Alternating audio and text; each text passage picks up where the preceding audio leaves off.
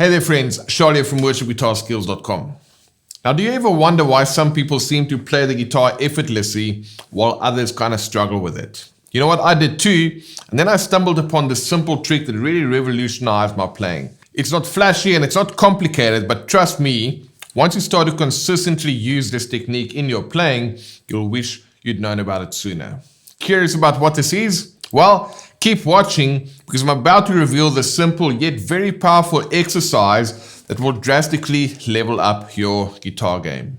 So today we're diving into some essential guitar warm-up routines and exercises to enhance your overall worship guitar skills. So why warm-up, you might ask? Well, imagine you're an athlete preparing for a big race. You wouldn't just hop on a track and start sprinting right away, right? Well, the same applies to your guitar playing. Warming up is like doing your stretches before a big run.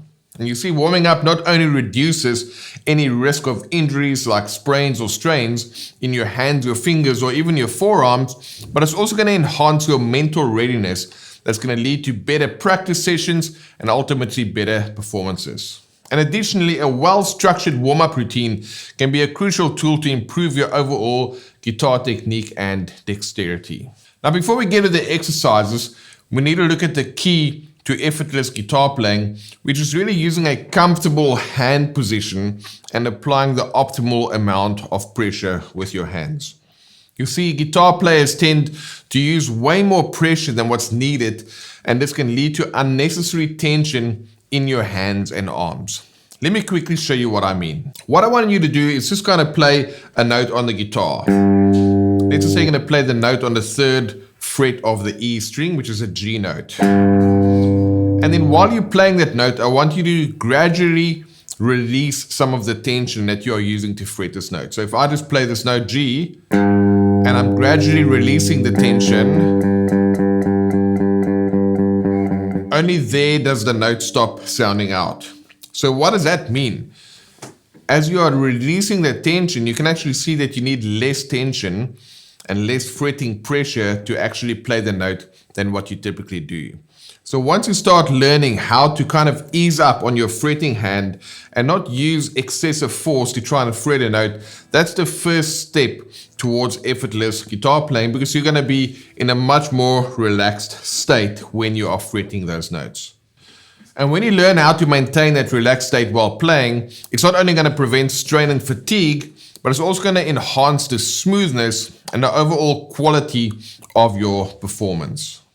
You see, tone is not just about the pedals you use and the guitars you use and all those kind of things. It's really about how you fret the notes. If you fret it too hard, if you strike the strings too hard, your playing is going to sound forced and excessive. Whereas if you learn how to play in a relaxed state, that is going to translate into the sound that you are able to produce. So that actually means you can get better tone out of average gear when you improve your guitar technique. All right, so with that said, let's look at 5 handy exercises that you can use to warm up your hands and to really dial in your left and right hand synchronization and also enhance your overall mental focus. Now, our first exercise will focus on your fretting hand, and this is a great exercise to get the blood flowing in your hands and fingers. And this exercise will also help you to develop some independence in your fretting hand fingers when it comes to fretting chords. Let's check it out. So I'll play the exercise first one time and then I'll break it down for you.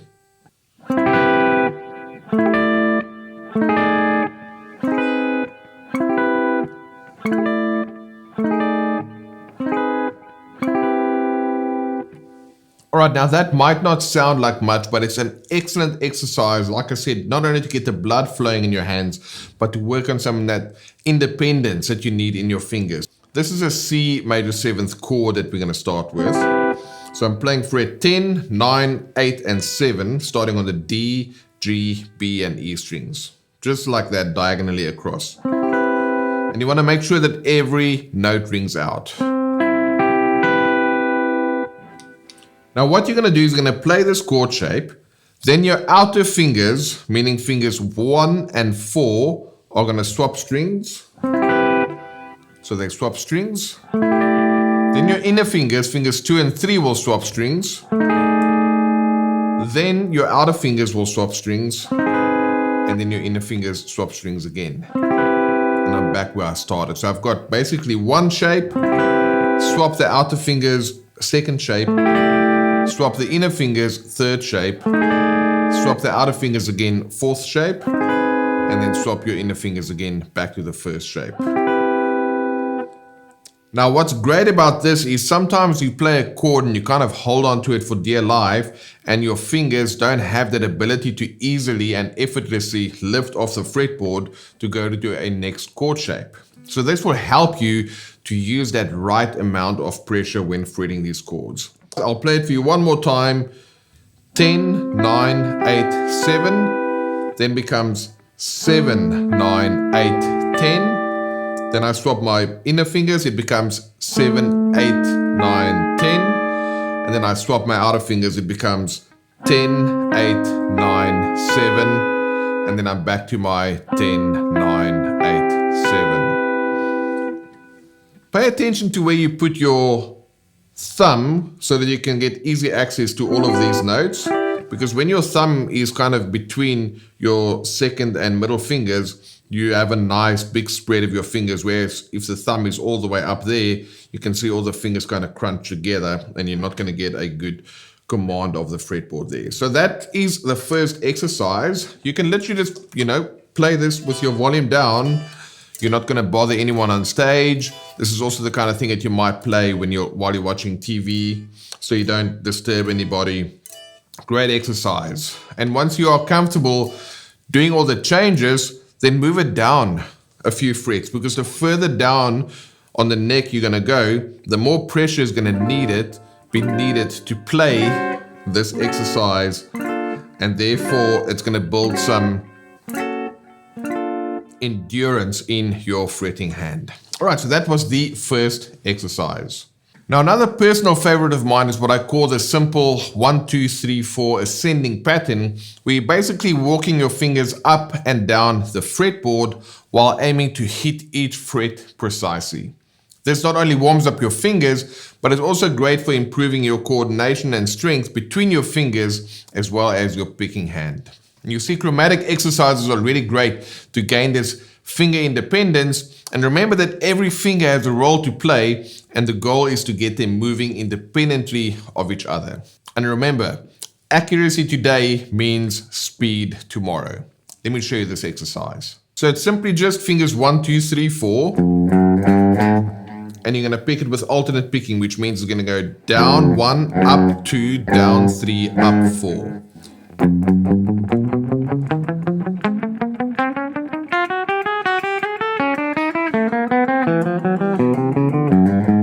So what you're going to do, you're going to start on the low E string, and you're going to play the E string, A string, D string, G string, B string, E string. Once you are there, move up to the second fret.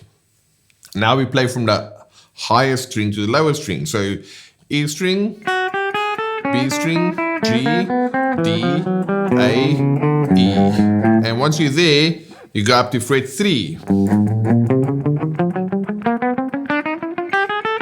Up to fret 4. You're going to start down here on the first fret and play it all the way up to the 12th fret. Don't rush this. Remember, I said accuracy today means speed tomorrow. So the key is really to do this at a tempo that's comfortable for you, but to also do this with a metronome where possible, because that way you can work on your ability to play in time. And as you start to feel more comfortable with the tempo, you can start to gradually increase the speed. Right, so our next exercise will help you to work on your cross picking, where you are picking across different strings. And we're going to move up from the low E all the way up to the high E and then back down again. This is kind of a weird exercise, but it's very good for learning when to cross your strings, because it doesn't use a predictable pattern. So you kind of have to really pay attention to what you are playing and make sure that you are picking the string that you are fretting as you're moving between the low E and the high E. Let's go ahead and play this exercise for you now.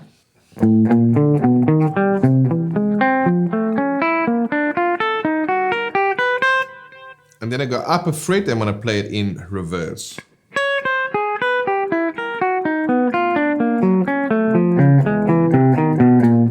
you can go up another fret. And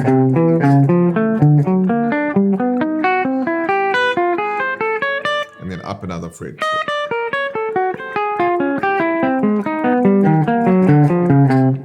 All right, it's a very simple exercise, the concept behind it, but actually playing it is not that easy. So let's break it down. So you're going to start at 5, 6, 5 on the E and A strings, then 7, 6, 5, the E, the A, and the D, then 8, 7, 6, 5 on the E, A, D, and G, 8, 7, 6, 5, 8, 7, 6, 5. So you do that 3 times. Starting on the E string, the A string, the D string. Then we're going to have 8, 7, 6, and then 8, 7, 8. And that's the full exercise.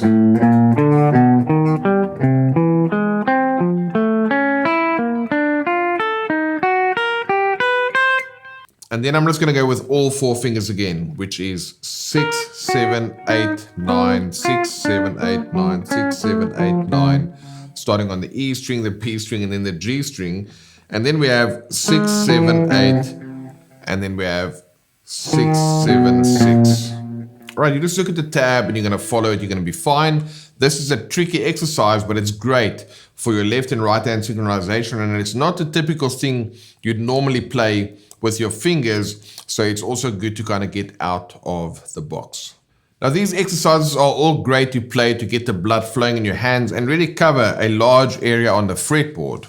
But instead of focusing on pure shapes and these chromatic patterns, we can also add scales to the mix, which will not only help you learn scales, but also give the ability to dial in your fretting and picking hands when playing melodic patterns within a certain key on the guitar. Then we're going to start off with a simple sequencing pattern called groups of 4. And sequencing is simply a mathematical way of playing scales. You're going to assign a number to each note on the scale, and then you're going to start from the root, and from there play the pattern across the entire scale. Let me go ahead and demonstrate this for you now by playing groups of 4 with the G major scale using the E shape.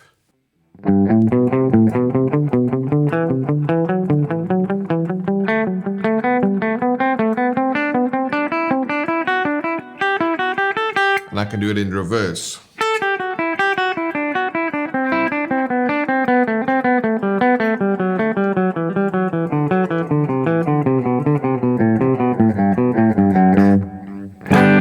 And there you go, that is the full pattern. So the tabs are on the screen for you, and you can see I'm starting with 1, 2, 3, 4. Then I start on the second note, I go up 4 notes, 2, 3, 4, 5.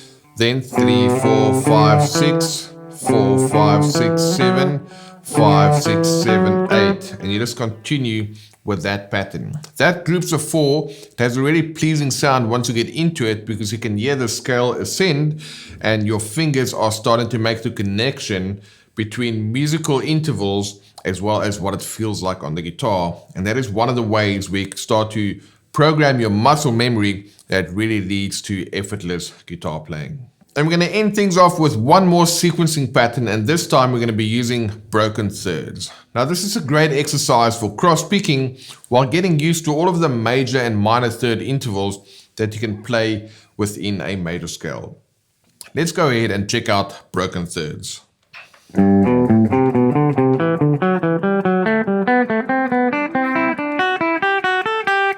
And I can play it in reverse.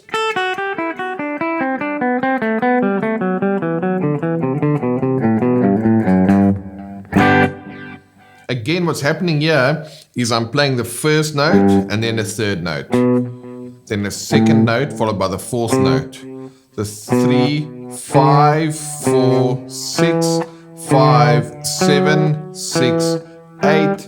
And I'll just continue like that. So what's happening here is we've got a major third, followed by a minor third. Then you've got a minor third again, a major third, a major third, a minor third, a minor third, and a major third.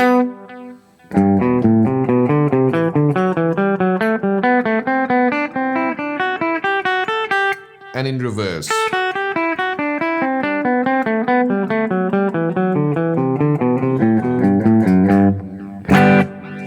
Alright, so those are some great exercises, and if you're going to be playing these exercises consistently, you'll notice a major improvement in your overall worship guitar skills and your guitar playing in general.